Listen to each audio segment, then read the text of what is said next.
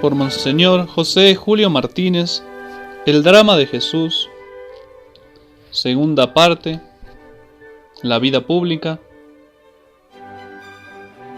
Capítulo 20. Huyendo de los judíos. Si hacemos una pequeña recapitulación de los 2 años que han transcurrido hasta aquí de la vida pública, veremos que toda la vida de nuestro Señor en su predicación es como una gran montaña. Todo el primer año es la ascensión a esa montaña, el gran crecimiento de la gloria y de la fama del Salvador. El segundo año es la cumbre. Tiene todo el favor popular. Las gentes lo siguen, lo adoran, lo buscan. Y el tercer año de la vida pública es la decadencia. Antes de comenzar la montaña hay un pequeño preámbulo. El bautismo de nuestro Señor a manos de Juan Bautista, la tentación en el desierto, los primeros discípulos que se lleva consigo de modo provisorio todavía a las bodas de Caná. Luego inaugura propiamente su ministerio en la ladera de la montaña con la expulsión de los vendedores que había hecho en Jerusalén. Nicodemo cree en él. Se esconde un poco en la Judea, a los costados de Jerusalén, pues se han enojado los judíos con él. Viaja por Galilea, de camino pasa por Samaria y termina con la prisión del Bautista. Cuando nuestro Señor siente que el Bautista ha disminuido lo suficiente por estar en la prisión, pues entra con nuevos bríos a predicar y se empieza a mostrar él como protagonista realmente de este drama. Se establece en Cafarnaúm como centro de la predicación, llama definitivamente a los discípulos con la pesca milagrosa, Pedro, Andrés, Santiago y Juan, y viaja por la Galilea evangelizando. Y ahí tiene lugar la vocación de los demás discípulos. El segundo año, la cumbre, la elección de los apóstoles y el sermón de la montaña es su comienzo glorioso. La unción de la pecadora comienza a predicar en parábolas. El martirio del Bautista que hemos visto envía a los apóstoles de 2 en 2. Todas las turbas lo siguen, se olvidan de comer. Y ahí Cristo, al final de este año, hace la multiplicación de los panes y el discurso eucarístico, la promesa de la Eucaristía, la promesa de su cuerpo en alimento y de su sangre en bebida. Y es justamente a raíz de esta promesa que Cristo empieza a perder el favor popular. Las turbas se vuelven indiferentes, frías y hasta hostiles. Y estamos a punto de comenzar el tercer año de la vida pública, en que Cristo no se dedicará ya tanto a predicarle a las gentes, sino a la educación de los apóstoles. Cristo se va a apartar de la gente, va a hacer viajes por las regiones paganas, por la Fenicia, por Tiro y por Sidón, al norte. Allí tendrán lugares episodios íntimos, como la promesa del primado de Pedro, como también la transfiguración, los episodios de Marta y María a la vuelta de Cristo a la Galilea y a la Judea, y milagros que harán irritar sobremanera a los judíos que querían matarle. Entre ellos, la curación del ciego de nacimiento, la resurrección de Lázaro. Sigamos ahora a nuestro Señor en este tercer y último año de su vida pública que terminará en la Pascua en la cual es inmolado Cristo, nuestro Cordero Pascual. Luego del sermón en el cual prometía la Eucaristía, Jesús andaba por la Galilea, en el rojo del semáforo, porque no quería ir a la Judea, que era el verde del semáforo, porque los judíos querían matarlo. El odio de sus enemigos es cada vez mayor y aparece con más descaro. Saliendo de Cafarnaúm, se retiró a la comarca de Tiro y Sidón, regiones paganas. Las ciudades de Tiro y Sidón están en la costa del mar Mediterráneo, en la Fenicia, pueblo gentil. No venía el Señor a predicar, sino a desviar las acechanzas de sus enemigos por entonces y a descansar un poco con sus discípulos en tierra desconocida. Pero allí tampoco era desconocido el nombre de Jesús. Muchísima gente de Tiro y Sidón lo había oído en el sermón de la montaña, conocía su bondad y sus milagros. Una mujer cananea, pagana, de origen sirofenizo, cuya hija tenía un espíritu inmundo, tan pronto como oyó hablar de él, salió de aquellos contornos y gritaba diciéndole: «Ten compasión de mí, Señor, hijo de David, mi hija es malamente atormentada por el demonio». Pero él no le respondía. No se desanimó por esta indiferencia la pobrecita pagana.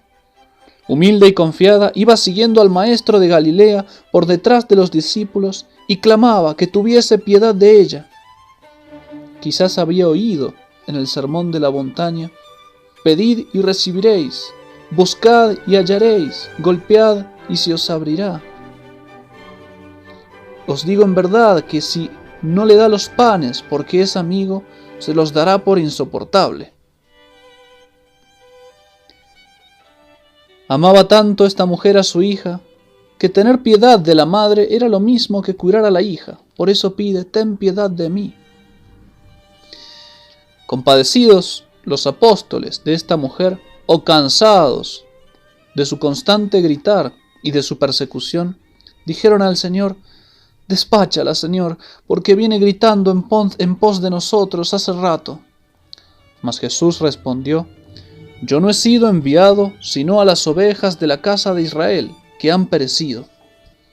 Y esta no era de ellas, pues era pagana.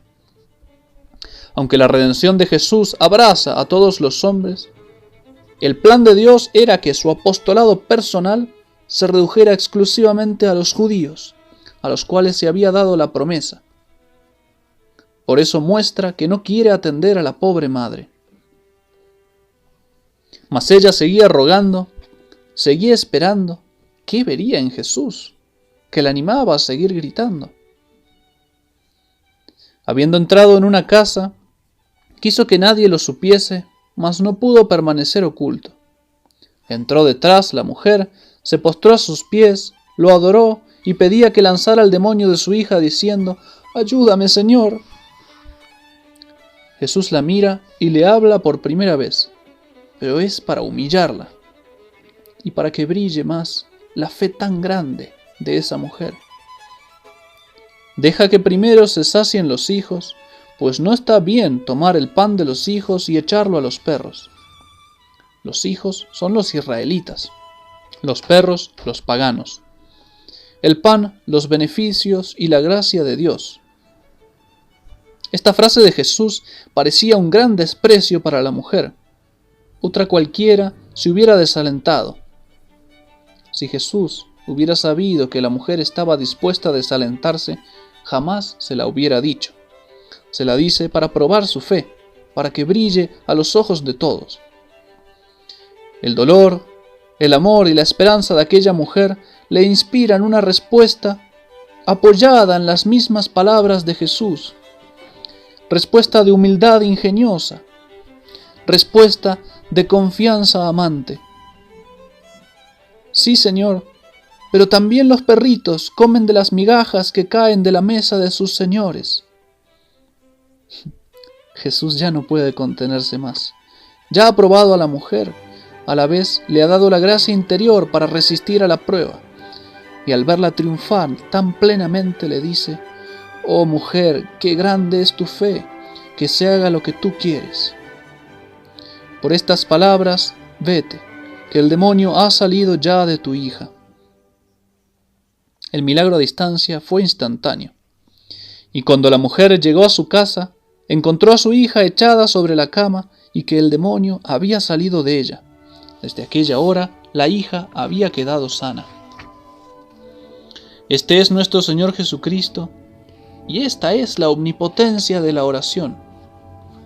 Que se haga lo que tú quieras, dice el Señor al que ruega. Esta voz es aquella misma que dijo al principio: hágase la luz, y la luz fue hecha. Regresó Jesús con sus discípulos a la Decápolis, junto al mar de Galilea. Apenas corrió por los pueblos la noticia de su vuelta, a pesar de la enemiga de los fariseos y de la deserción de sus discípulos en Cafarnaún, luego del milagro de los panes, vinieron a él grandes muchedumbres, atraídas por su bondad inagotable. Le trajeron un sordomudo y le rogaban que pusiese la mano sobre él.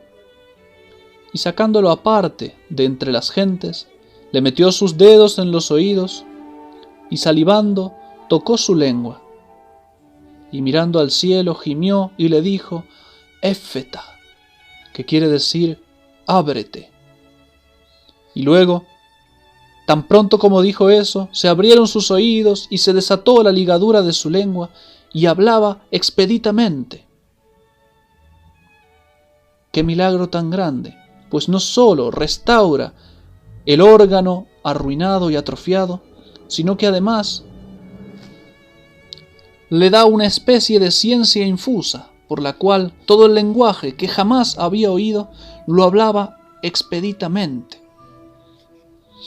Y les mandó Jesús que no lo dijesen a nadie, pero cuanto más se lo mandaba, tanto más lo divulgaban y tanto más se maravillaban diciendo: todo lo ha hecho bien, a los sordos ha hecho oír y a los mudos hablar.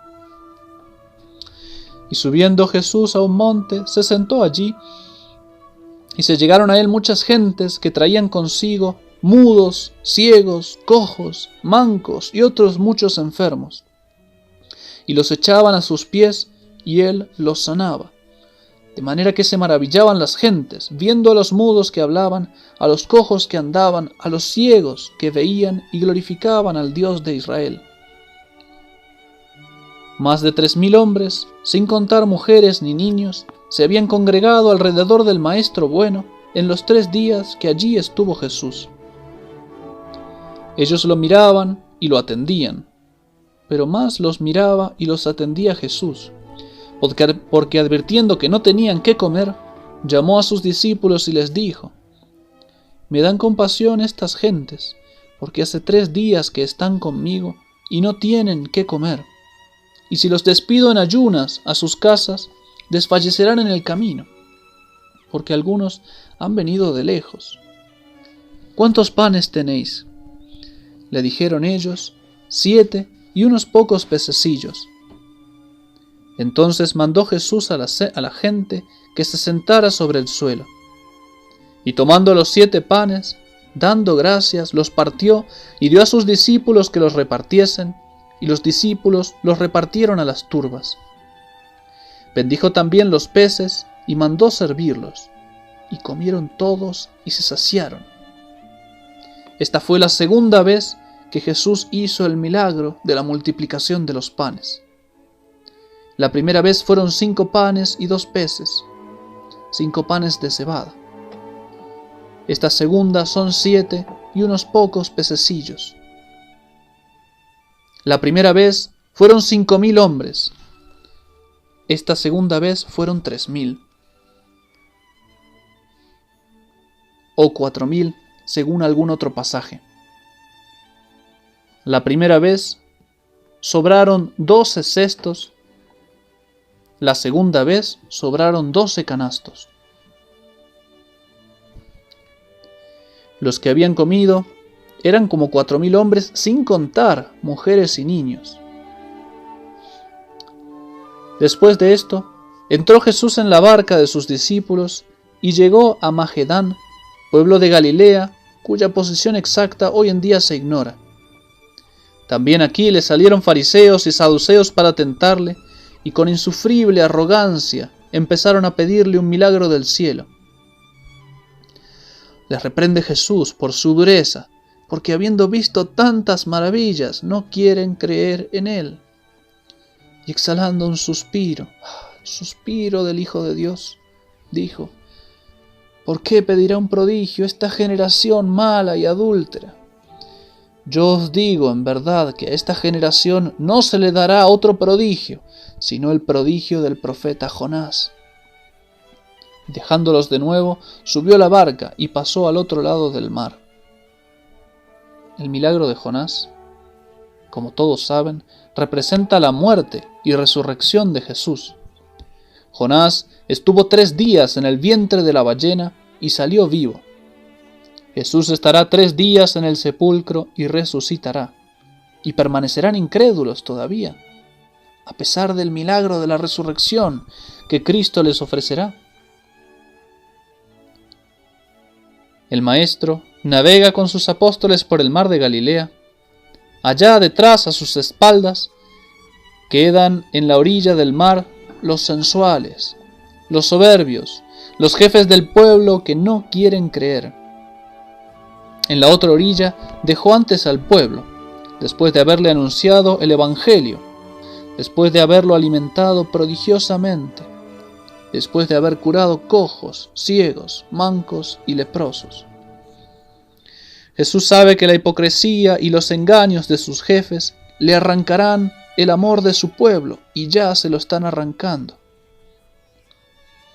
Y en la placidez de aquella travesía por el mar, avisa a sus 12 amigos: vosotros guardaos del fermento de los fariseos, que es la hipocresía. Y hablando así, llegaron a Betsaida, al norte del mar de Galilea. Allí desembarcó, y enseguida le trajeron un ciego y le rogaban que lo tocase. Y tomando al ciego por la mano, lo sacó fuera de la aldea. Y poniendo saliva en sus ojos, y poniendo la mano encima, le preguntó si veía algo. Y él, alzando los ojos, dijo: veo los hombres, pero como árboles que caminan. Y le puso otra vez las manos sobre los ojos, y entonces comenzó a ver, y quedó completamente sano, de modo que veía claramente todas las cosas. Y lo envió a su casa diciendo: vete a tu casa, y si entrares en la aldea, no se lo digas a nadie. A nadie lo digas. Quiere el Señor que sus enemigos lo dejen en paz por ahora. Sabe que ansían matarlo. Sabe que un día escogido por él, el día de su triunfo, lo matarán. Pero quiere entre tanto fundar una sociedad eterna, una sociedad que perpetúe su triunfo hasta el fin de los tiempos, una sociedad que predique fuera de la casa de Israel, a la cual ha sido enviado él solo. Por eso, Cristo se dedica casi exclusivamente a educar a sus discípulos, que serán los maestros que predicarán su evangelio en todo el mundo. Porque dijo Cristo: quien a vosotros oye, a mí me oye.